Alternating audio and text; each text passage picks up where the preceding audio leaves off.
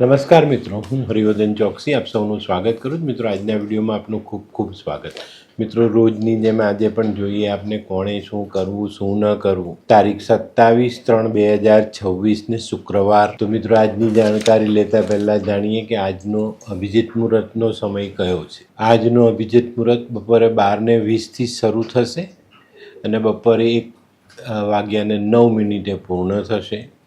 તો હવે જોઈએ આપને આજનો રાહુકાળ સવારે 11:13 શરૂ થશે અને બપોરે 12:45 આજનો રાહુકાળ સમાપ્ત થશે. તો મિત્રો, હવે જોઈએ આપને આજે કોણે શું કરવું શું ન કરવું. પહેલી રાશિ મેષ રાશિ. મેષ રાશિવાળાએ આજે શું કરવું જોઈએ? મેષ રાશિવાળાએ આજે શિવજીને સફેદ સુગંધિત ફૂલો ચડાવવા જોઈએ. શું નથી કરવાનું? મિત્રો, આજે જીવનસાથી સાથે જુઠ્ઠી વાતો નહીં ચલાવતા. તો હવે જોઈએ આપને કયા દેવી દેવતા સહાયક છે. આજે માં પાર્વતીની કૃપા મેષ રાશિવાળા પર ઉતરતી દેખાય છે. શરીરમાં કયું અંગ ખરાબ થાય? તો આજે ચામડી ખરાબ થઈ શકે છે. વૃષભ રાશિ. વૃષભ રાશિવાળાએ આજે શું કરવું જોઈએ? વૃષભ રાશિવાળાએ એક ચાંદીનો ચોરસ ટુકડો સાથે રાખીને દિવસની શરૂઆત કરવી જોઈએ. શું નથી કરવાનું?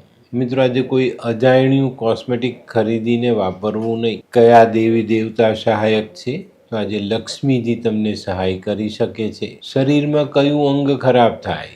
તો વૃષભ રાશિવાળાના જોઈન્ટ આજે ખરાબ થઈ શકે છે.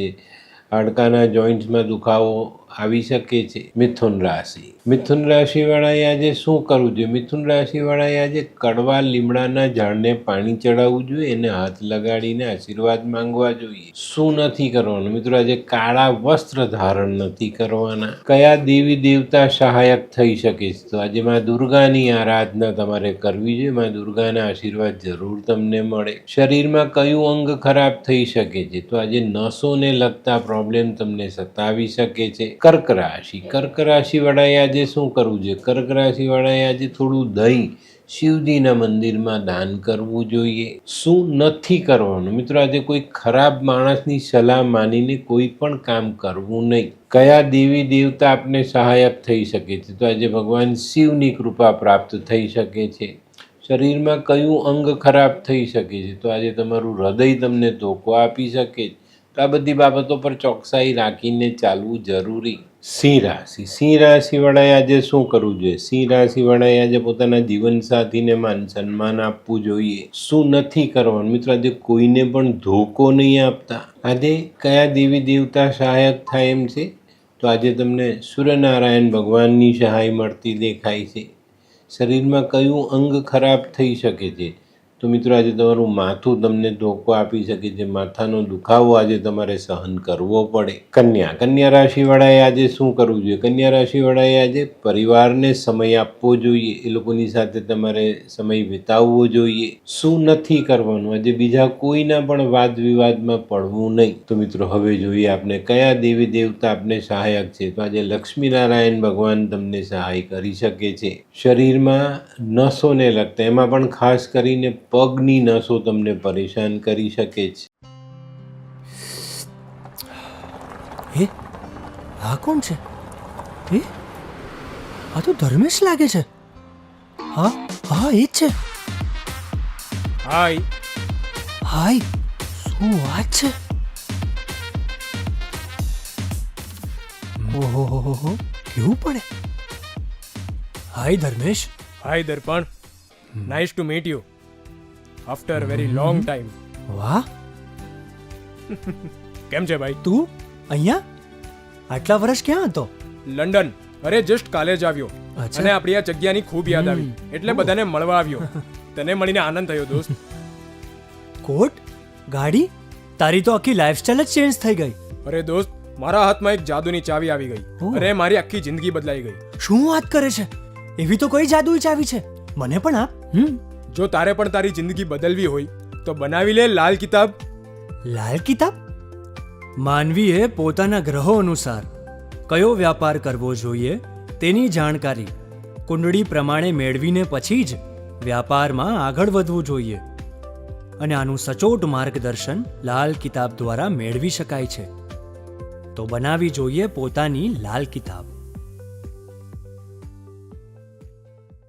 તુલા રાશિવાળાએ આજે શું કરજો? તુલા રાશિવાળાએ આજે તુલસીને જળ ચડાવવું જોઈએ અથવા કડવા લીમડાના ઝાડને જલ ચડાવવું જોઈએ.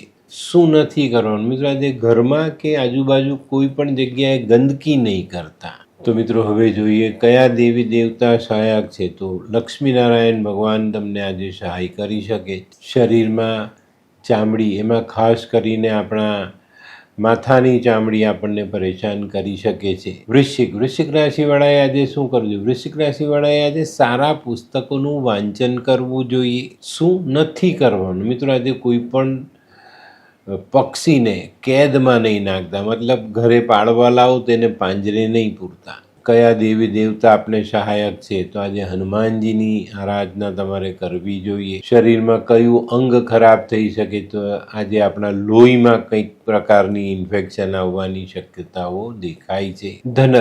ધનરાશિવાળાએ આજે શું કરવું જોઈએ? ધનરાશિવાળાએ આજે નાની નાની કન્યાઓને સાકરવાળું દૂધ પીવડાવવું જોઈએ. એ દૂધમાં તમે કેસર નાખો તો વધુ સારું. શું નથી કરવાનું મિત્રો? આજે કોઈ પણ મજૂરના પૈસા બાકી નહીં રાખતા. તો મિત્રો આજે આપણે કયા દેવી દેવતા સહાયક છે? તો આજે તમારી પર સત્યનારાયણ ભગવાનની કૃપા ઉતરતી દેખાય છે. શરીરમાં કયું અંગ પરેશાન કરી શકે છે? તો આજે તમારા શરીરના સ્નાયુઓ તમને ધોકો આપી શકે છે. મકર રાશિવાળાએ આજે શું કરવું જોઈએ? મકર રાશિવાળાએ આજે ખાસ ગાયત્રી મંત્રનું ઉચ્ચારણ કરવું જોઈએ અને માં ગાયત્રીના આશીર્વાદ માંગવા જોઈએ. શું નથી કરવાનું મિત્રો? આજે કોઈ ગરીબ કન્યાનું અપમાન નહીં કરતા. તો હવે જોઈએ આપણે કયા દેવી દેવતા સહાયક. તો મિત્રો આજે તમને શનિ મહારાજની કૃપા પ્રાપ્ત થતી દેખાય છે. શરીરમાં કયું અંગ પરેશાન કરી શકે? તો આજે તમારું કરોડરજ્જુ તમને દગો આપી શકે. કુંભ રાશિવાળાએ આજે શું કરવું? કુંભ રાશિવાળાએ આજે શુક્રની વસ્તુ મંદિરમાં દાન કરવી જોઈએ. ઘી, કપૂર, રૂં